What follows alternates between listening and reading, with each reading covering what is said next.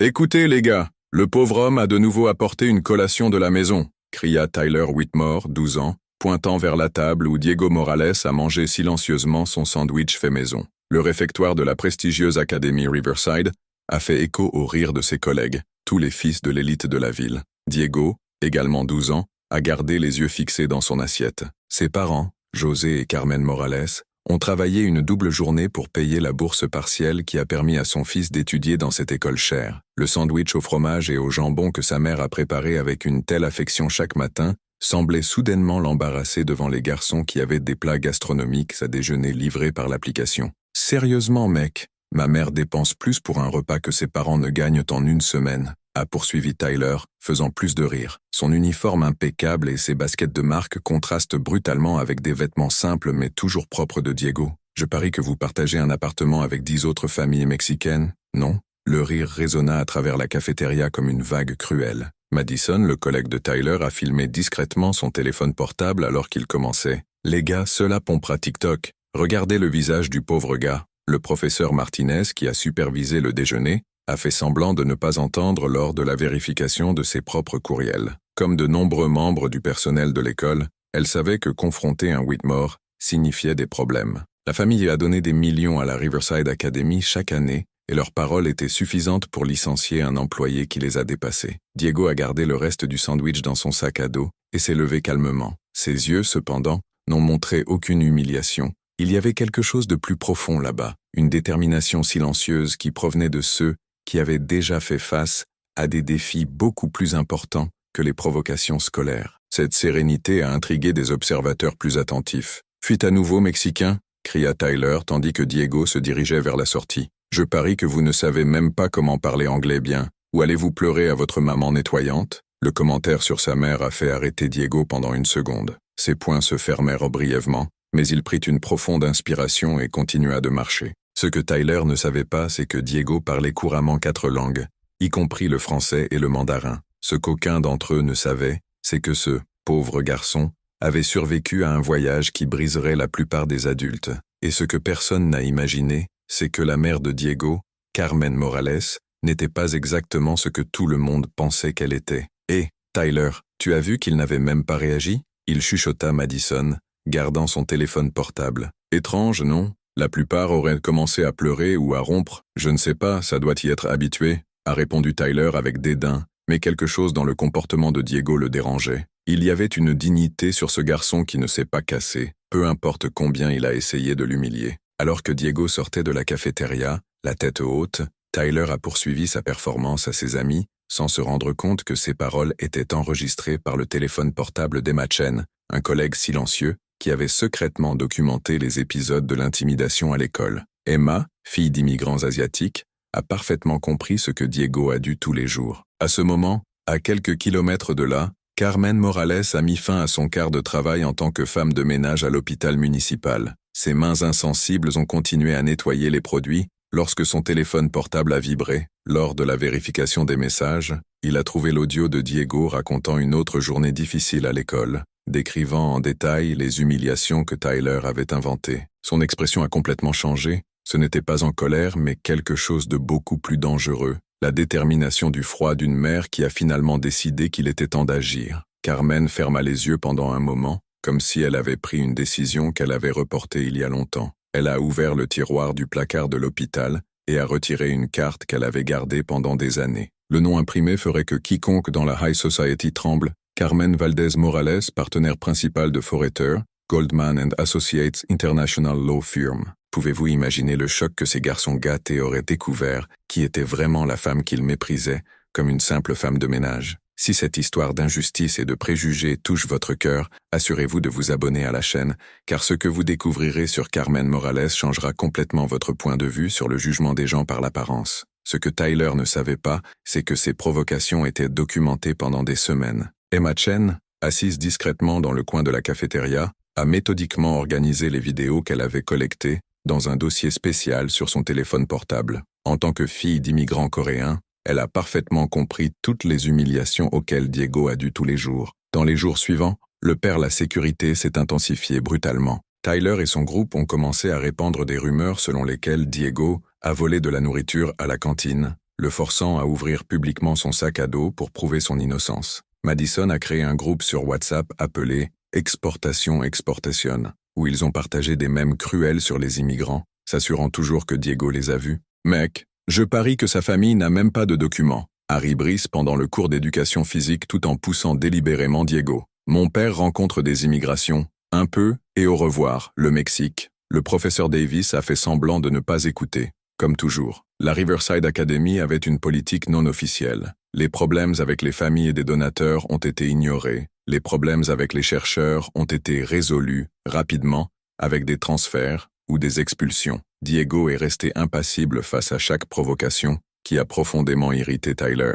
Il y avait quelque chose sur ce garçon qui a contesté toute la dynamique du pouvoir qu'il connaissait. Habituellement, leurs victimes se sont brisées en quelques jours, ont supplié d'être laissés seuls ou simplement des écoles. Pourquoi cet idiot ne réagit-il jamais? Tyler a demandé frustré Madison. C'est comme s'il savait quelque chose que nous ne savons pas. La situation à la Maison des Morales était plus complexe que quiconque ne pouvait l'imaginer. José a travaillé comme jardinier pour des familles riches pendant la journée et a transporté des camions à Porto la nuit. C'est Calem. Sunburn a raconté l'histoire de ceux qui ne connaissaient pas le repos. Carmen a gardé 3 emplois. Le nettoyage de la dame à l'hôpital municipal de 5 heures du matin à midi, nettoyant dans les bureaux d'entreprise le week-end et le soignant 2 soirs par semaine. Ses doigts, à peu près chimiques, ont caché des cicatrices d'une vie antérieure que peu connaissaient, mais il y avait quelque chose que la famille Morales gardait comme le plus précieux des secrets. Carmen n'avait pas toujours été un travailleur manuel qui avait du mal à survivre. 10 ans plus tôt, dans un autre pays, elle avait été l'une des avocats les plus brillants et les plus respectés de la région,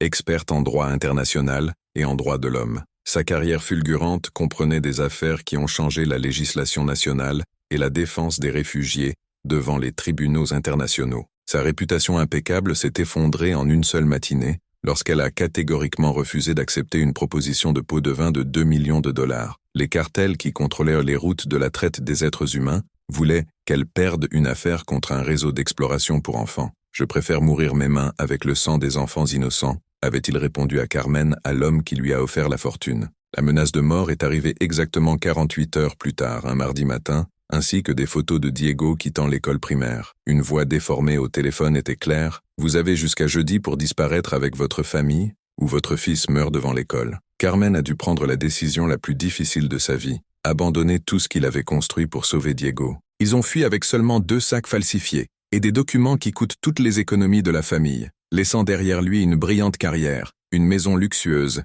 et une réputation qui avait pris des décennies à construire. « Mamie, pourquoi ne dites-vous jamais aux gens qui vous êtes vraiment ?» demanda Diego une nuit, après une autre journée particulièrement difficile à l'école, en regardant sa mère coudre des patchs dans son uniforme scolaire. « Pisse, notre sécurité dépend d'être invisible », a répondu Carmen, caressant le visage de son fils avec des mains qui avaient déjà signé des phrases qui libérèrent des centaines de personnes. « Mais cela ne signifie pas que nous sommes faibles, cela signifie que nous nous préparons pour le bon moment. » Tyler a encore grimpé ses provocations lorsqu'il a découvert que Diego avait reçu un déjeuner subventionné de l'école. Lors d'une présentation en mathématiques, il a accidentellement renversé le projet de Diego sur le terrain, le piégeant en chuchotant « Oups, tout comme leurs parents ont fait notre pays quand ils ont envahi notre frontière. » À ce moment précis, Diego leva les yeux et chercha directement pour la première fois depuis des semaines. Il n'y avait pas de colère là-bas, il n'y avait pas d'humiliation. Il y avait quelque chose de beaucoup plus dangereux, une évaluation froide, calculatrice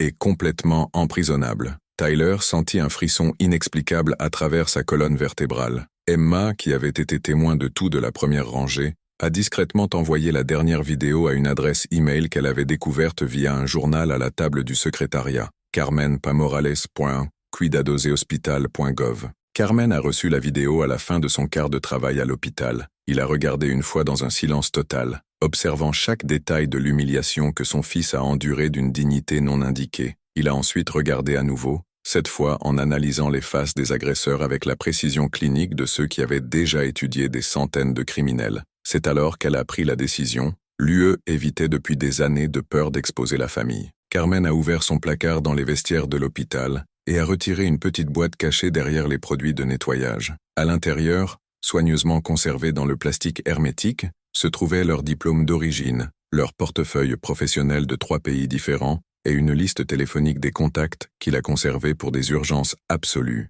Chaque nouvelle humiliation que son fils a fait face n'a fait que renforcer quelque chose en elle que ces privilégiés ignorants ne pouvaient même pas imaginer, une force silencieuse nourrie par sa propre injustice qu'ils ont essayé d'imposer à leur famille. Ce que ces gens arrogants et cruels ne savaient pas, c'est que chaque acte de mépris était méticuleusement écrivant sa propre peine de défaite, et Carmen Morales était sur le point de facturer une dette, il n'imaginait même pas avoir contracté contre la mauvaise personne. Carmen n'a pas dormi cette nuit-là. Assise sur la petite table de cuisine, entourée de papiers qu'elle n'avait pas vus depuis des années, elle a senti quelque chose qui s'éveille en elle, pas en colère, mais une précision chirurgicale qui l'avait fait légendaire devant les tribunaux internationaux. Tout d'abord, elle avait besoin de comprendre complètement le terrain où elle se battrait. Carmen a passé l'aube à enquêter sur la Riverside Academy, découvrant un réseau complexe de dons, d'exemptions fiscales et de connexions politiques qui soutenait sa réputation impeccable. Mais il a également trouvé quelque chose d'intéressant.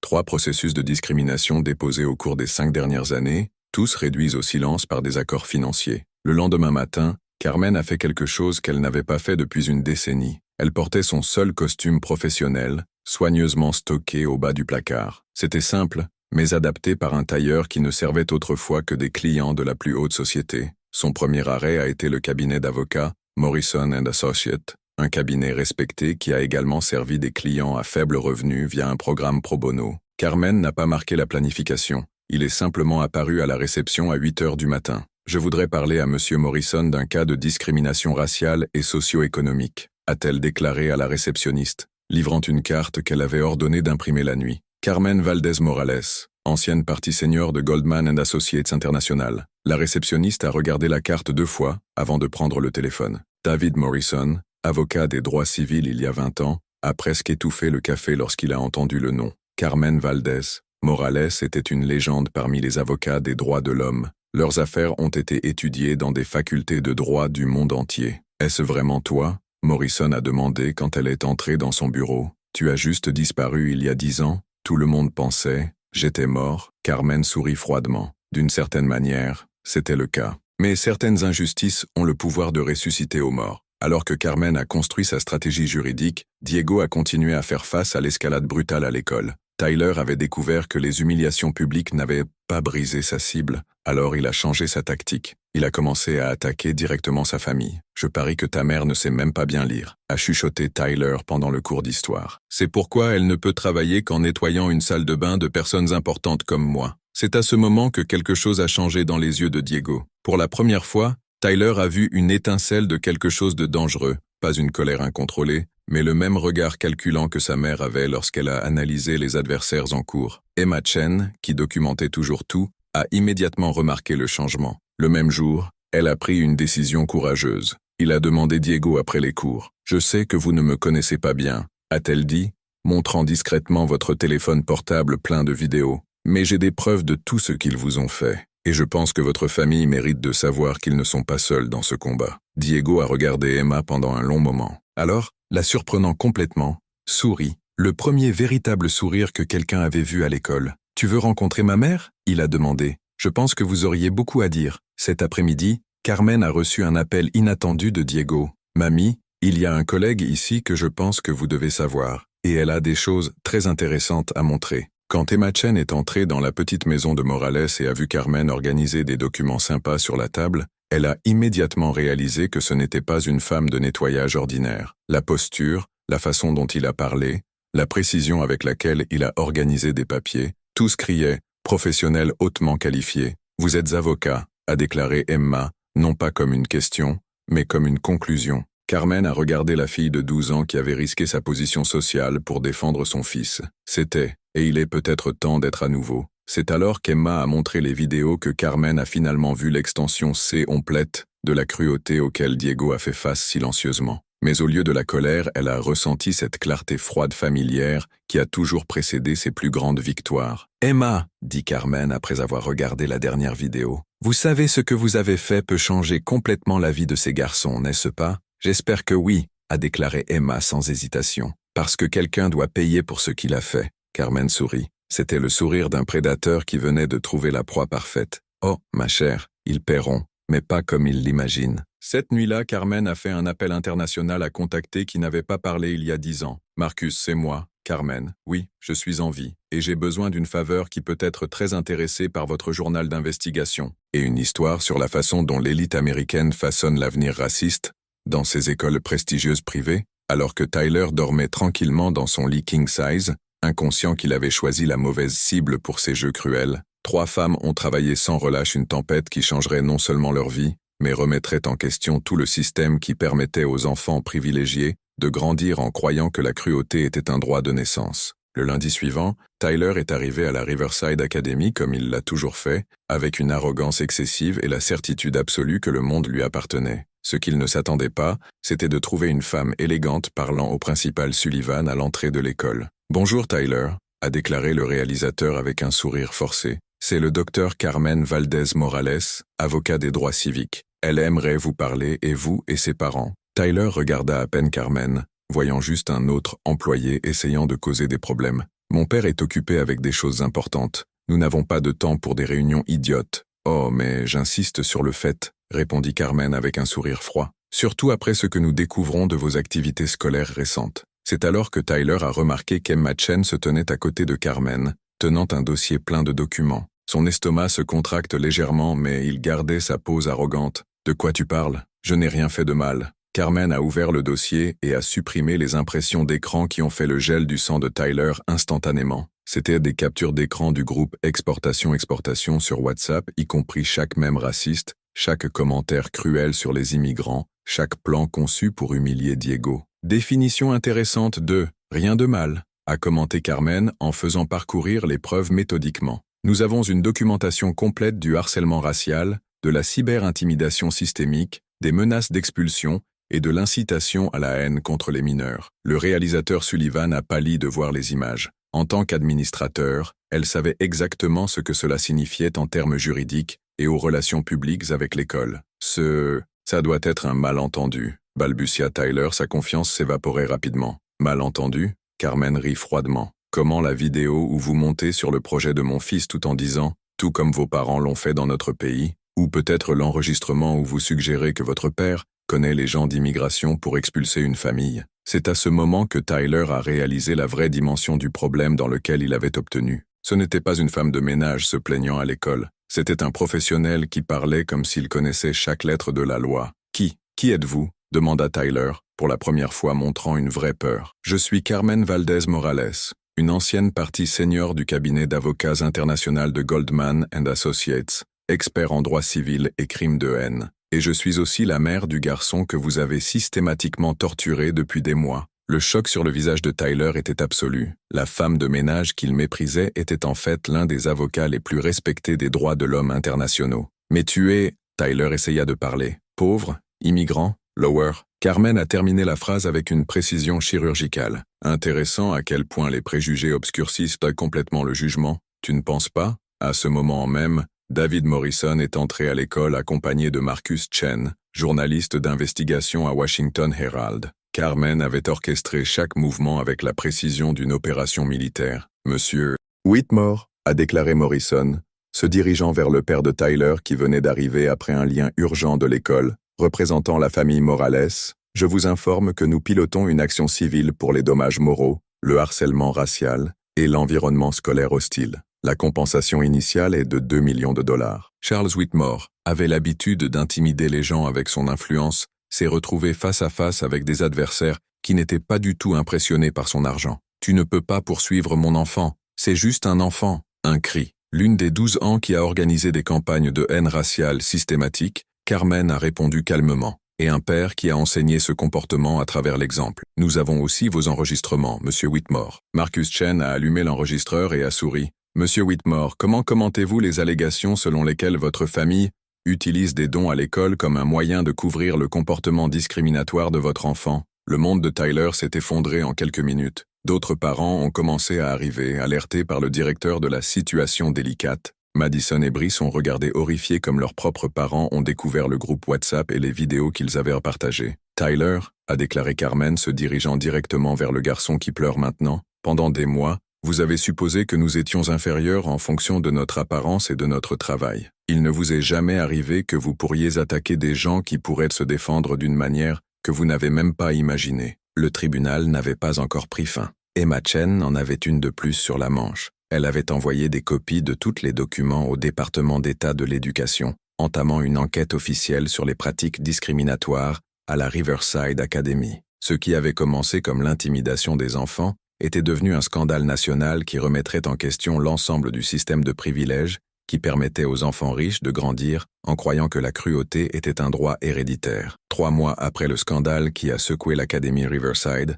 la vie avait radicalement changé pour toutes les personnes impliquées. Tyler Whitmore a été transféré dans une école publique après que sa famille perd le procès et payait une compensation de 1,8 million de dollars à la famille Morales. L'enquête du ministère de l'Éducation a révélé une norme systématique de discrimination à l'école, entraînant le rejet de 3 employés dont le directeur Sullivan. La Riverside Academy a été forcée de mettre en œuvre un programme rigoureux de diversité et d'inclusion, personnellement supervisé par Carmen. Ironique comment les choses changent, non? A commenté Emma Chen, maintenant présidente du nouveau Conseil des droits civiques de l'école, tout en marchant dans la cour avec Diego. La transformation était visible, les étudiants d'horizons sociaux différents finalement mélangés, sans crainte de représailles. Diego, qui a maintenant parlé ouvertement de son expérience dans les conférences anti-intimidation, a souri quand il a vu Tyler essuyer les tables de salle à manger dans le cadre de son service communautaire obligatoire. Vous savez, Emma, parfois je pense qu'il a appris plus au cours de ces 3 mois que dans sa vie.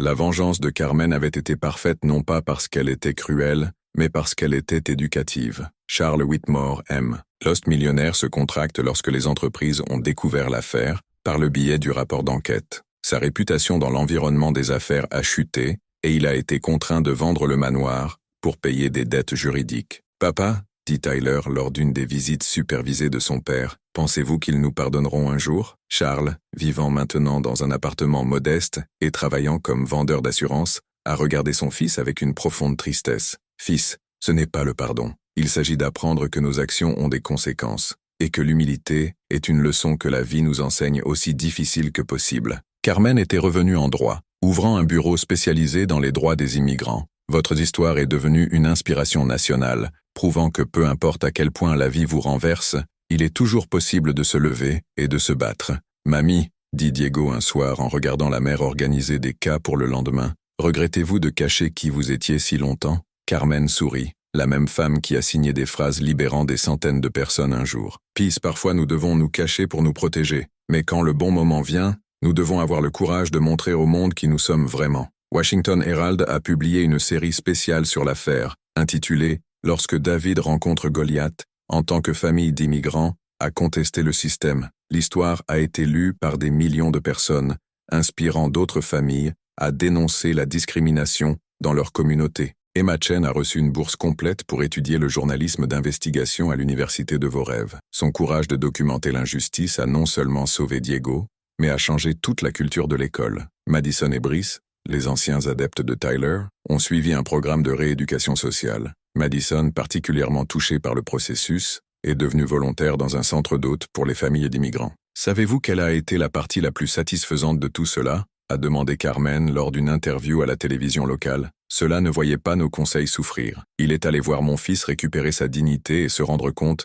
qu'il n'aurait jamais dû embarrasser qui il était. David Morrison, l'avocat. Ce qui a aidé Carmen plus tard. Dans 20 ans de carrière, je n'ai jamais vu une stratégie aussi précise et éthiquement parfaite. Carmen a non seulement obtenu l'affaire, elle a reformulé l'ensemble du système qui a permis à ce type d'abus. La leçon la plus puissante est venue sous la forme d'une lettre que Tyler a écrite à Diego 6 mois plus tard, après avoir terminé son programme de rééducation. « Diego, je sais que je ne peux jamais annuler ce que j'ai fait, mais je veux que vous sachiez que vous m'avez appris quelque chose que mes parents n'ont jamais réalisé. Quelle vraie force ne vient pas des autres humiliants, mais de la dignité même lorsque tout semble perdu. Votre mère m'a non seulement vaincu, elle m'a sauvé de devenir un adulte encore pire que je ne devais déjà être devenu. La vraie vengeance de Carmen n'était pas de détruire Tyler et sa famille, mais les forcer à faire face à leurs propres actions et à grandir en tant qu'êtres humains. Elle a prouvé que la justice la plus puissante n'est pas celle qui écrase l'ennemi, mais celle qui transforme les adversaires en meilleures personnes. Aujourd'hui, Diego étudie l'une des meilleures universités du pays avec une bourse complète pour le mérite académique.